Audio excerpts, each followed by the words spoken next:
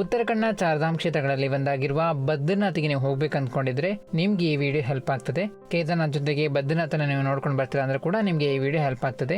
ಈ ವಿಡಿಯೋದಲ್ಲಿ ನಾವು ಬದ್ರಿನಾಥ್ ಎಲ್ಲಿದೆ, ಅಲ್ಲಿಗೆ ನಾವು ಹೇಗೆ ತಲುಪಬಹುದು, ಕೇದಾರ್ನಾಥ್ ಇಂದ ಅಲ್ಲಿಗೆ ನಾವು ಹೇಗೆ ತಲುಪಬಹುದು, ಇದ್ರ ಬಗ್ಗೆ ಎಲ್ಲ ನಾವು ಈ ವಿಡಿಯೋದಲ್ಲಿ ಮಾಹಿತಿ ನೀಡಲಿದ್ದೇವೆ. ಇದುವರೆಗೆ ನಮ್ಮ ಚಾನಲ್ನ ನೀವು ಸಬ್ಸ್ಕ್ರೈಬ್ ಮಾಡಿಲ್ಲ ಅಂದ್ರೆ ಸಬ್ಸ್ಕ್ರೈಬ್ ಮಾಡ್ಕೊಳ್ಳಿ. ಇದೇ ರೀತಿಯ ವಿಡಿಯೋಗಳನ್ನ ನಾವು ಅಪ್ಲೋಡ್ ಮಾಡ್ತಾನೆ ಇರ್ತೇವೆ.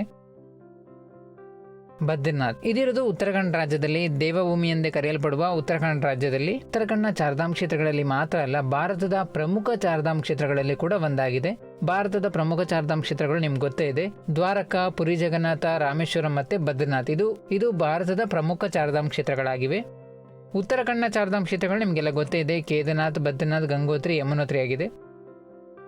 ಉತ್ತರಾಖಂಡ್ನ ಚಾರ್ಧಾಮ್ ಕ್ಷೇತ್ರಗಳು ವರ್ಷದಲ್ಲಿ 6 ತಿಂಗಳ ಕಾಲ ಮಾತ್ರ ತೆರೆದಿರುತ್ತದೆ. ಚಳಿಗಾಲದಲ್ಲಿ ಈ ದೇವಾಲಯದ ಬಾಗಿಲನ್ನು ಮುಚ್ಚಲಾಗ್ತದೆ. ನವೆಂಬರ್ ತಿಂಗಳಲ್ಲಿ ದೇವಾಲಯದ ಬಾಗಿಲನ್ನು ಮುಚ್ಚಲಾಗ್ತದೆ. ಮೇ ತಿಂಗಳ ಆರಂಭದಲ್ಲಿ ದೇವಾಲಯದ ಬಾಗಿಲನ್ನು ತೆರೆಯಲಾಗ್ತದೆ. ಈ ವರ್ಷ ಮೇ 10ರಂದು ಕೇದಾರ್ನಾಥ್, ಗಂಗೋತ್ರಿ, ಯಮುನೋತ್ರಿ ಈ ದೇವಾಲಯಗಳ ಬಾಗಿಲನ್ನು ತೆರೆಯಲಾಗಿದೆ. ಬದ್ರಿನಾಥ್ ದೇವಾಲಯದ ಬಾಗಿಲನ್ನು ಮೇ 12ರಂದು ತೆರೆಯಲಾಗಿದೆ. ಬದ್ರಿನಾಥ್ಗೆ ಹೋಗುವುದಾದ್ರೆ ನವೆಂಬರ್ ವರೆಗೆ ನಿಮ್ಗೆ ಅವಕಾಶ ಇರ್ತದೆ. ಆದಷ್ಟು ಬೇಗನೆ ಪ್ಲಾನ್ ಮಾಡಿಕೊಂಡು ನೀವು ಬದ್ರಿನಾಥ್ಗೆ ಹೋಗುವುದಾದ್ರೆ ಹೋಗಿ ಬರ್ಬೋದಾಗಿದೆ.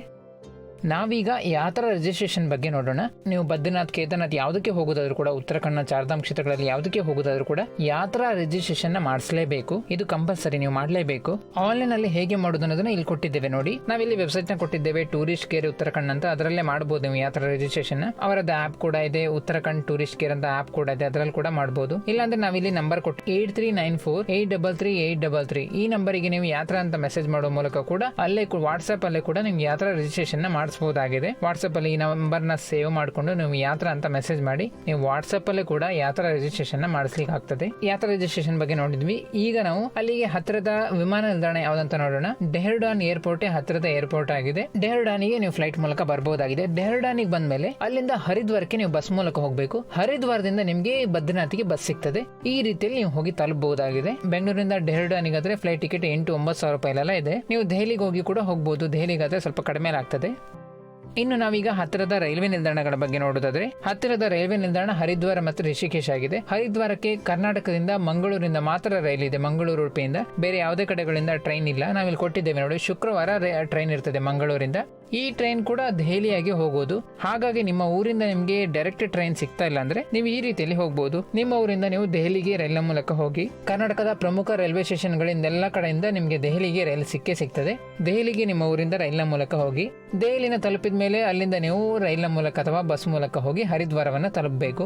ದೆಹಲಿಯಿಂದ ಹರಿದ್ವಾರಕ್ಕೆ ತುಂಬಾ ರೈಲ್ಗಳು ಸಿಗ್ತದೆ. ಹಾಗಾಗಿ ನೀವು ರೈಲ್ನ ಮೂಲಕ ಹೋಗಬಹುದು, ಬಸ್ ಮೂಲಕವೂ ಹೋಗಬಹುದು. ಹರಿದ್ವಾರದಿಂದ ನೀವು ಮುಂದೆ ಬಸ್ ಮೂಲಕ ಹೋಗಿ ಬದ್ರಿನಾಥನ ತಲುಪಬಹುದಾಗಿದೆ. ಡೈರೆಕ್ಟ್ ನಿಮ್ಗೆ ಬದ್ರಿನಾಥ್ಗೆ ಬಸ್ ಸಿಗ್ತದೆ. 1,000 ರೂಪಾಯಿವರೆಗೆ ಟಿಕೆಟ್ ಪ್ರೈಸ್ ಇರ್ತದೆ. ಆನ್ಲೈನ್ ಅಲ್ಲಿ ಈ ರೀತಿಯಲ್ಲೇ ಪ್ರೈಸ್ ಇರ್ತದೆ. 1,000, 1,200 ಈ ರೀತಿ ಪ್ರೈಸ್ ಇರ್ತದೆ. ನೀವು ಆನ್ಲೈನ್ ಅಲ್ಲೇ ಬುಕ್ ಮಾಡ್ತೀರ ಅಂದ್ರೆ ರೆಡ್ ಬಸ್ ಆಪ್ ಅಲ್ಲೆಲ್ಲ ಬುಕ್ ಮಾಡ್ಕೊಂಡು ಹೋಗಬಹುದು.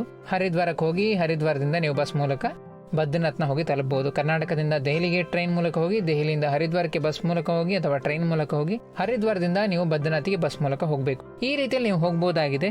ಇನ್ನು ನೀವು ಕೇದಾರ್ನಾಥ್ಗೆ ಹೋದಾಗ ಕೂಡ ಬದ್ರಿನಾಥ್ ಕೂಡ ಒಟ್ಟಿಗೆ ನೋಡ್ಕೊಂಡು ಬರ್ಬೋದು. ಕೇದಾರ್ನಾಥಿಂದ ನೀವು ರಿಟರ್ನ್ ಬರುವಾಗ ಸೋನ್ಪ್ರಯಾಗ್ಗೆ ಬಂದ ಮೇಲೆ ಸೋನ್ಪ್ರಯಾಗಿಂದ ನಿಮಗೆ ಡೈರೆಕ್ಟ್ ಬಸ್ಗಳು ಕೂಡ ಬದ್ರಿನಾಥ್ಗೆ ಸಿಗ್ತದೆ. ನೀವು ಆನ್ಲೈನ್ ಅಲ್ಲಿ ಟಿಕೆಟ್ ಕೂಡ ಬುಕ್ ಮಾಡ್ಕೊಳ್ಬಹುದು. 1,000 ರೂಪಾಯಿ ಈ ರೀತಿಯಲ್ಲಿ ಪ್ರೈಸ್ ಇರ್ತದೆ. ಬದ್ರಿನಾಥ್ ಅಲ್ಲ ಪ್ಲೇಸ್ ನೋಡ್ಕೊಂಡು ಮತ್ತೆ ನೀವು ರಿಟರ್ನ್ ಹರಿದ್ವಾರಕ್ಕೆ ಬಂದು ನಿಮ್ಮ ಊರಿಗೆ ನೀವು ರಿಟರ್ನ್ ಹೋಗಬಹುದು. ಈ ರೀತಿ ನೀವು ಕೇದಾರ್ನಾಥ್ಗೆ ಹೋದಾಗ್ಲೂ ಕೂಡ ನೀವು ಬದ್ರಿನಾಥನ ನೋಡ್ಕೊಂಡು ಬರ್ಬೋದು. ಕೇದಾರ್ನಾಥ್ ಬದ್ರಿನಾಥನ ಒಟ್ಟಿಗೆ ನೋಡ್ಕೊಂಡು ಬರ್ಬೋದು. ಇನ್ನು ಬದ್ರಿನಾಥಲ್ಲಿ ನೀವು ರೂಮ್ಗಳನ್ನ ಹೇಗೆ ಪಡೆಯೋದು ಅಂತ ನೋಡೋದಾದ್ರೆ, ಬದ್ರಿನಾಥಲ್ಲಿ GMVN ಅಂತ ವೆಬ್ಸೈಟ್ ಇದೆ.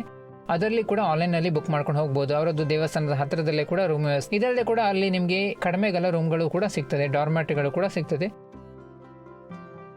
ನಾವಿಲ್ಲಿ ಒಂದು ಐಟ್ನರಿನ ಕೊಟ್ಟಿದ್ದೇವೆ. ಈ ರೀತಿಯಲ್ಲಿ ಕೂಡ ನೀವು ಪ್ಲಾನ್ ಮಾಡ್ಕೊಳ್ಬಹುದು. ಬುಧವಾರ ಕರ್ನಾಟಕದಿಂದ ದೆಹಲಿಗೆ ರೈಲ್ನ ಮೂಲಕ ಹೋಗ್ತೇವೆ. ಶುಕ್ರವಾರ ನಾವು ಹೋಗಿ ದೆಹಲಿನ ತಲುಪ್ತೇವೆ. ಅದೇ ದಿನ ನಾವು ದೆಹಲಿಯಿಂದ ಹರಿದ್ವಾರಕ್ಕೆ ಟ್ರೈನ್ ಮೂಲಕ ಹೋಗ್ತೇವೆ. ಈ ರೀತಿಯಲ್ಲಿ ನಾವು 3ನೇ ದಿನ ಶುಕ್ರವಾರ ನಾವು ಹರಿದ್ವಾರದಲ್ಲಿ ಇರ್ತೇವೆ. 4ನೇ ದಿನ ನಾವು ಹರಿದ್ವಾರದಿಂದ ಬದ್ರಿನಾಥ್ಗೆ ಬಸ್ ಮೂಲಕ ಹೋಗ್ತೇವೆ. 4ನೇ ದಿನ ಹೋಗಿ ನಾವು ಈಗ ಬದ್ರಿನಾಥ್ನ ತಲುಪಿದ್ದೇವೆ.